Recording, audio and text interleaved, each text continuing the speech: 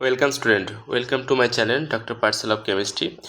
তো আজকে আমরা এই ভিডিওতে যেটা করব সেটা হচ্ছে সলিউশন চ্যাপ্টারে ক্লাস 12 সেমিস্টার 3 এমসিকিউ কোশ্চেন যে টেস্টটা নেওয়া হয়েছে তার হচ্ছে সলিউশন। তো দেখো প্রথমে যে কোশ্চেনটা আছে, কোশ্চেন 1 বলেছে if solute do not undergo neither association not dissociation it's van't factor will be কত। তো ভ্যান্টার ফ্যাক্টর খুবই ইজি। ভ্যান্টার ফ্যাক্টর যখন কোনো অ্যাসোসিয়েশন বা ডিসোসিয়েশন কিছু না হয় তখন কত হবে? Unity. So right answer will be C, i is equal to 1। Dissociation হলে আই গ্রেটার দেন 1, আর অ্যাসোসিয়েশন হলে আই লেস দেন 1। সো এটা হয়ে গেল। দেন পরের কোশ্চেনে কি আছে? পরের কোশ্চেনে দেখো 2 নম্বরে বলেছে the system that forms maximum boiling azeotrope. তো ম্যাক্সিমাম বয়েলিং অ্যাজেট্রোপ কখন হয়? ম্যাক্সিমাম বয়েলিং মানে কি? বয়েল করতে আমাকে বেশি টেম্পারেচার দিতে হচ্ছে, তাহলে কম ভেপার হতে হবে। ভেপার প্রেশার কম হলে ম্যাক্সিমাম বয়েলিং হয়, ঠিক আছে? ভেপার প্রেশার কম হবে তখন বয়েলিং টেম্পারেচার ম্যাক্সিমাম হবে অ্যাজেট্রোপিক মিক্সচারের ক্ষেত্রে। তাহলে ভেপার প্রেশার যখন কম হবে বয়েলিং পয়েন্ট বেশি হবে, তাহলে ম্যাক্সিমাম বয়েলিং অ্যাজেট্রোপ চেয়েছে, তাহলে ভেপার প্রেশার কম কোথায় হবে? যেখানে হচ্ছে নেগেটিভ ডেভিয়েশন অফ রাউলস ল দেখাবে। তাহলে নাইট্রিক অ্যাসিড ওয়াটার, এটা হচ্ছে নেগেটিভ ডেভিয়েশন অফ ওয়াটার হয়। তো অপশন সি এটা হবে রাইট অ্যান্সার, ঠিক আছে? নেক্সট কোশ্চেনে দেখো বলেছে কি the amount of water required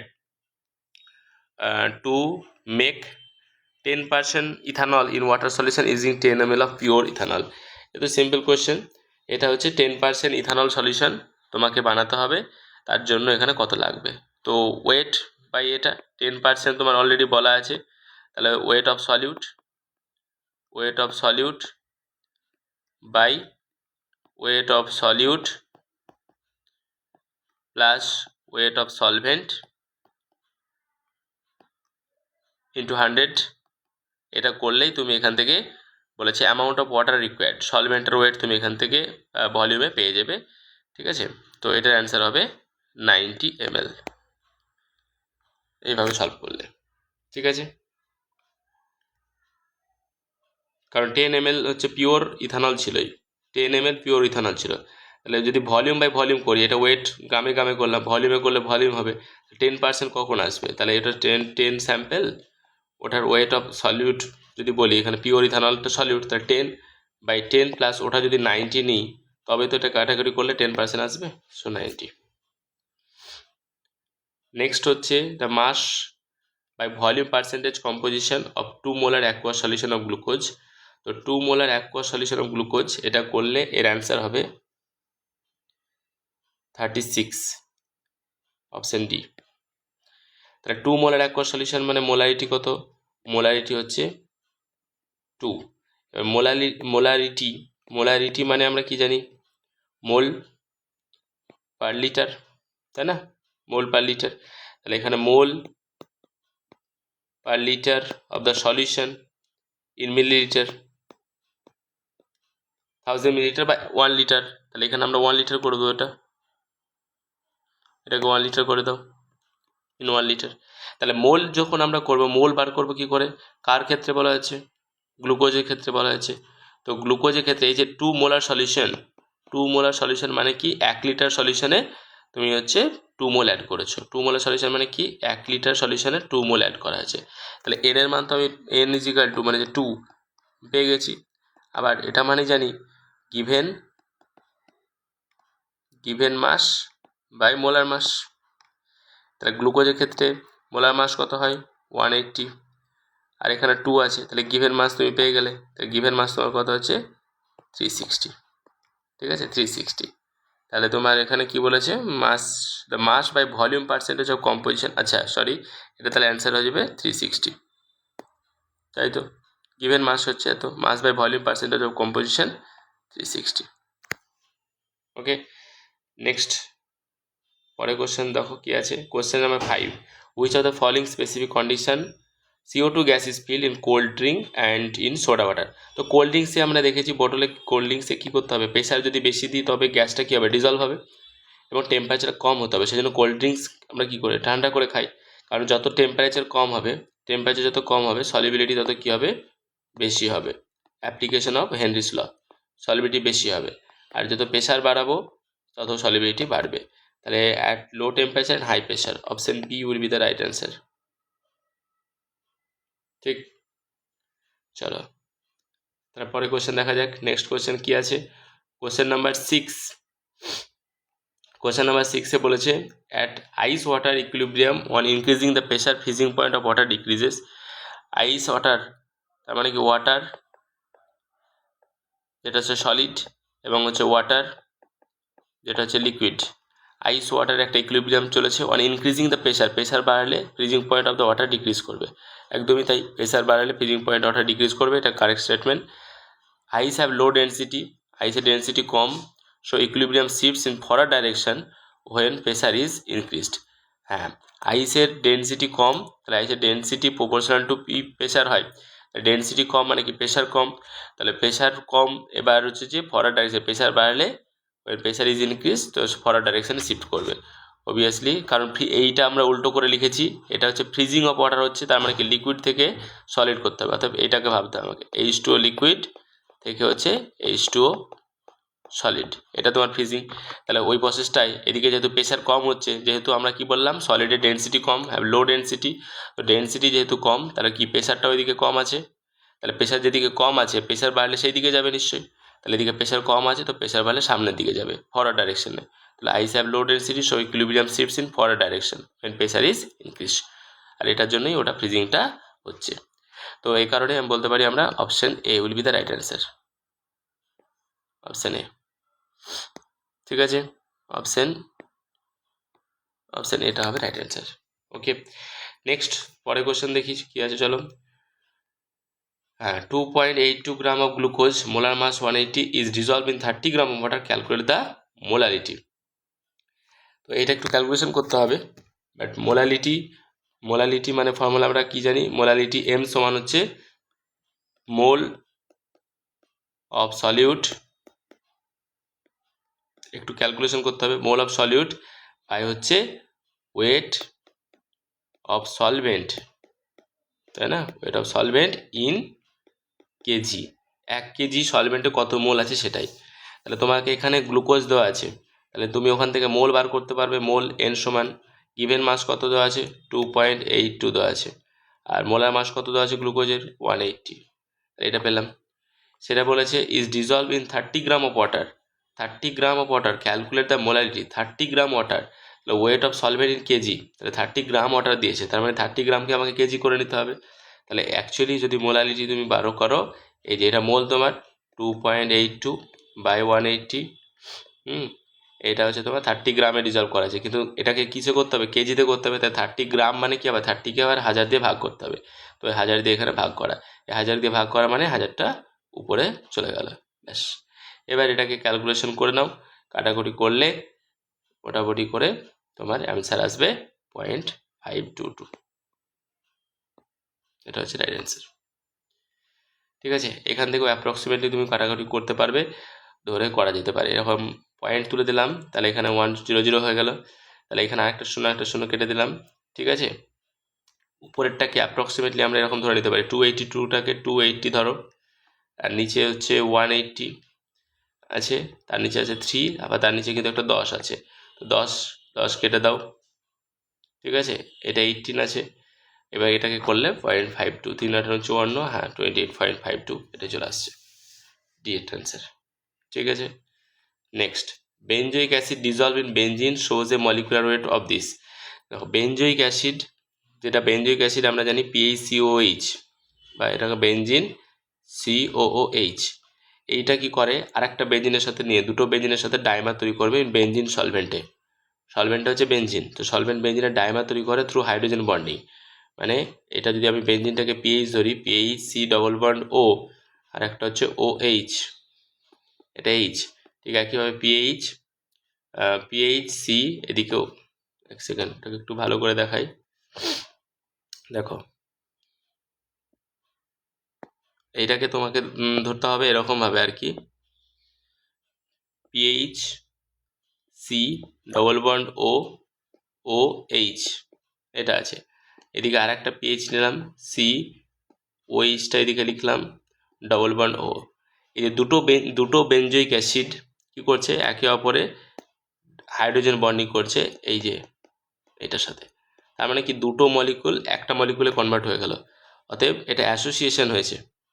এটা কি হয়েছে, অ্যাসোসিয়েশন হয়েছে, অ্যাসোসিয়েশন।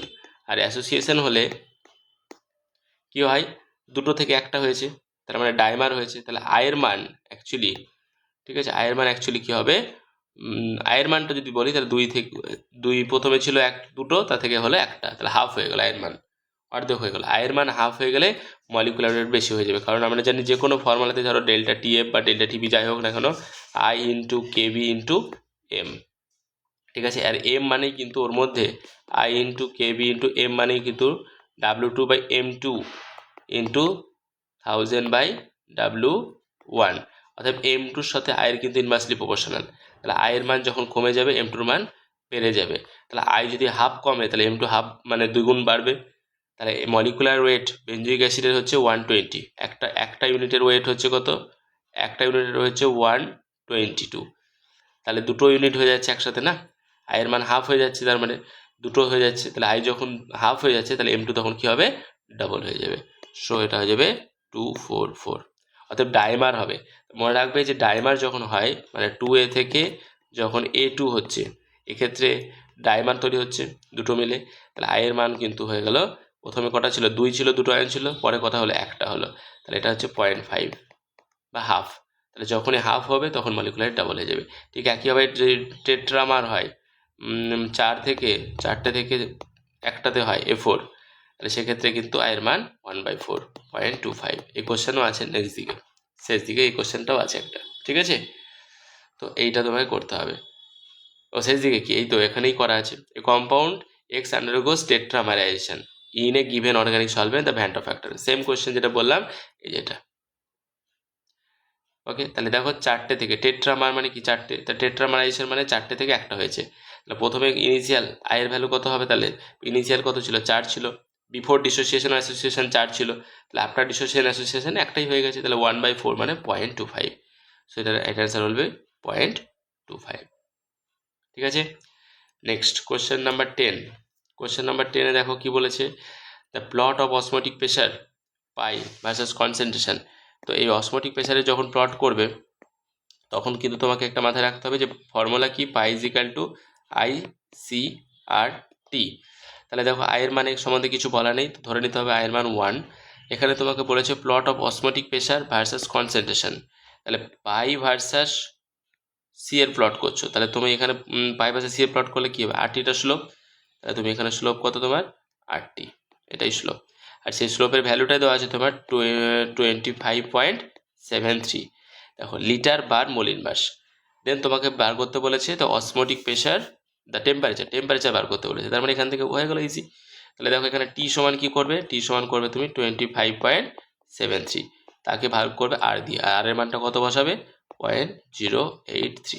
ব্যাস এটাকে ভাগ করে দাও, তাহলে অ্যান্সার কিন্তু আসবে, এটা ইম্পর্টেন্ট, 310 কেলভিনে আসবে। কেন কেলভিনে আসবে, এই যে এই ইউনিটটা কিন্তু তোমার কেলভিনে আসবে এখান থেকে, ঠিক আছে। এটা করলে তো কেলভিনে আসলে এটা কিন্তু 310 কেলভিন আসবে, আর 310 কেলভিনে যদি আসে তাহলে কিন্তু, কারণ এখানে দেখো এখানে কেলভিনে কেন আসবে বলছি, এই ইউনিটটা লেখা হয়নি ঠিক করে, 0.083 লিটার বার মোল ইনভার্স কেলভিন ইনভার্স, এখানে কিন্তু কেলভিন ইনভার্স একটা করে থাকবে, তো ওটাই উপরে গেলে কেলভিন হয়ে যাবে। তো 310 কেলভিন, এটা কিন্তু নয়, 310 কেলভিন যখন আসবে সেখান থেকে আবার 273 মাইনাস করতে হবে, 273 মাইনাস করলে অ্যান্সার হবে 37 ডিগ্রি সেলসিয়াস, ঠিক আছে। এটা হবে রাইট অ্যান্সার। নেক্সট চলো দেখো কোশ্চেন নাম্বার 11। কোশ্চেন নাম্বার 11-এ দেখো কি বলেছে, Henry's law constant KH values of 3 gases ABC, প্রত্যেকটা 3টে গ্যাসের হেনরিস কনস্ট্যান্ট দেওয়া আছে, এটা the solubility of this gases. তো আমরা হেনরি ল থেকে কি জানি, PH is equal to KH into X, এক্সটা হচ্ছে আমার এখানে সলিবিলিটি। তাহলে KH এর সঙ্গে সলিবিলিটি যদি সম্পর্ক দেখি, যে KH যদি বাড়ে এক্স বা সলিবিলিটি তত কি হবে, কমবে। তাহলে lower value of KH will be higher solubility, solubility of this gases in water, তাহলে সব থেকে লো ভ্যালু কোনটা, এইটা 2 × 10⁻5 কিলোবার, তাহলে বি এর সব থেকে বেশি হবে। আর তারপরে হচ্ছে 35 আর 145, তাহলে বি, তারপরে সি হবে, সি এর ভ্যালু কম তো সলিবিলিটি বেশি, তাহলে অপশন বি, BCA। ঠিক এইটা। নেক্সট দেখো কোশ্চেন নাম্বার 12 কি বলেছে, 0.5 molar aqueous solution of glucose is isotonic with, isotonic মানে হচ্ছে আমরা জানি এর অসমোটিক প্রেশার আর একটা সলিউশনের অসমোটিক প্রেশার সেম হবে, π1 = π2। তাহলে তার মানে কি, π1 ফর্মুলা জানি আমরা ICRT, তাহলে I1 CRT, I1 C1 RT আর I2 C2 RT, দুজনের ক্ষেত্রে RT সেম হবে। তাহলে যার ডিফারেন্স করবে সেটা হচ্ছে I1 C1 আর এদিকে হচ্ছে I2 C2। তাহলে দেখো আই যেহেতু সবার সেম হবে, কারণ গ্লুকোজ না সবার সেম হবে না, এটা গ্লুকোজের ক্ষেত্রে যেমন এটা 0.5 মোলার, তাহলে গ্লুকোজের ক্ষেত্রে যদি করো তাহলে কত এসছে, কনসেন্ট্রেশন কত 0.5 × 1, তাহলে কত 0.5ই হলো এটা গ্লুকোজের ক্ষেত্রে, যেহেতু গ্লুকোজের ক্ষেত্রে আয়ের মান কত 1। এবার এখানে দেখো 0.5 × KCl হচ্ছে স্ট্রং ইলেকট্রোলাইট, আয়োনাইজড হয়ে গেলে এর I = হচ্ছে আমরা 0.5 মোলারে ধরে নিতে পারি 2। তাহলে 2 যদি হয় তাহলে 5 × 10 মানে হচ্ছে 1 মোলার হয়ে যাচ্ছে, তাহলে এর সাথে কিন্তু হচ্ছে না, সেম হচ্ছে না, 0.5ই আসতে হবে, তাহলে এটা হচ্ছে না। 0.5 মোলার ইউরিয়া, হ্যাঁ 0.5 মোলার ইউরিয়ার মান কত, ইউরিয়া I = 1, তাহলে 0.5 এর সাথে I হলে এটাই হবে, তো অপশন সিটা আগে এসছে, তো সি হবে এটা। ঠিক আছে, এখানে দেখো 3টে হয়ে যাচ্ছে, আয়ন 3 5 15 1.5 হচ্ছে না, 1 মোলার এটা হবে না, C will be the right answer. Question number 13, which of the following is incorrect for ideal solution, তাহলে আইডিয়াল সলিউশনের ক্ষেত্রে ইনকারেক্ট কোনটা, তো ইনকারেক্ট ক্ষেত্রে আইডিয়াল সলিউশনের ক্ষেত্রে আমরা জানি ∆V মিক্স 0 হয়, ∆H মিক্সিং করার পরে 0 হয়, কিন্তু ∆G মিক্সিং কখনো 0 হবে না, ∆G mixing not equal to 0, spontaneous process তো তার কখনো 0 হবে না। ইভেন ∆S মিক্স কি হয়, অলওয়েজ কি হয়, > 0 হয়, মানে > 0 হয় আর কি, স্পন্টিনিয়াস প্রসেস, ∆S মিক্সিংও 0 হবে না, তাহলে এখানে ∆G মিক্সিং 0 আছে, তাহলে এটাই হবে ইনকারেক্ট স্টেটমেন্ট বলেছে, তাহলে এটাই হচ্ছে ইনকারেক্ট স্টেটমেন্ট, ∆G মিক্স = 0, এটা হচ্ছে ইনকারেক্ট। এটা ফর্মুলা ঠিক আছে, হাউস ল করে ∆H আর এনথালপি আর এটা দুটোই কিন্তু 0 হতে পারে, so option B will be the right answer. The Van 't Hoff factor I for a compound which undergoes dissociation in one solvent and association in other solvent, প্রথমেই বললাম dissociation হলে I এর মান কি হবে, > 1 হবে, আর অ্যাসোসিয়েশন হলে I এর মান <1 হবে। তাহলে দেখো প্রথমে ডিসোসিয়েশন বলেছে, তাহলে > 1 and <1, তাহলে অপশন সি। ঠিক আছে, নেক্সট পরের কোশ্চেন দেখো, পরের কোশ্চেনে কি বলেছে, 1 গ্রাম solute is dissolved in 50 gram of benzene, shows depression in freezing point by this, then calculate molar mass of the solute। তাহলে এই কোশ্চেনটার অ্যান্সার কি হবে, এটা তো এই পার্টে আমরা এতটুকু ডিসকাস করলাম। ঠিক আছে, কোশ্চেন বা এটা তোমাদের হোমওয়ার্ক, তোমরা নিচে কমেন্ট বক্সে কমেন্ট করো এটার অ্যান্সার কি হবে। ঠিক আছে, তারপরে নেক্সট পার্টে আমি বাকি আরও 15 কোশ্চেন সেটা হচ্ছে ডিসকাস করব। ঠিক আছে, তো এটার অ্যান্সার সবাই তোমরা কমেন্ট বক্সে কমেন্ট করে জানাবে যে কোনটা অ্যান্সার হচ্ছে, যদি ঠিক হয়ে থাকে তাহলে আমি একটা হার্ট চিহ্ন দিয়ে দেবো। ঠিক আছে, তো thank you for watching and stay tune for the upcoming next video. Thank you, and if you like the video please share with your friends.